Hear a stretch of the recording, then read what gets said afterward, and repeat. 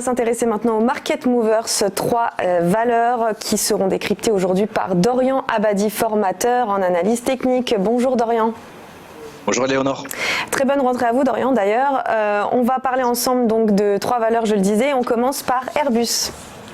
Tout à fait. Alors, ce sont un petit peu les valeurs traditionnelles. D'ailleurs, je regardais sur ces 3 valeurs-là les précédents niveaux, les précédents objectifs personnels que j'avais partagés sur votre antenne à la fin de l'été.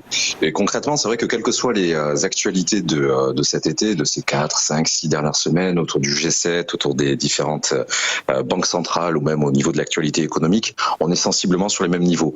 Alors, on reste orienté, quelles que soient les valeurs qui seront présentées aujourd'hui ou demain, sur le triptyque habituel en termes d'actualité, c'est-à-dire les actualités générales sur la guerre commerciale entre la Chine et les États-Unis, la géopolitique bien sûr, alors plutôt au niveau d'Hong Kong et de l'Iran, et enfin les inquiétudes sur les risques de récession pour 2020. Alors concrètement au niveau d'Airbus, le précédent objectif qui nous intéressait à la fin d'été, c'était les 128,50 €. Ce matin on cote aux alentours des 122,50, donc on est sensiblement sur les mêmes ordres de grandeur. Alors à titre personnel, ce qui m'intéresse le plus actuellement, c'est de racheter Airbus sur les 121 € et les 125,50, de sorte à viser les 127,80, donc juste un petit peu en dessous des principaux plus hauts qui ont été atteints ces 4-5 dernières séances. Il n'y a pas d'actualité vraiment spécifique de toute façon ce matin au niveau d'Airbus, d'Hermès ou de Vinci.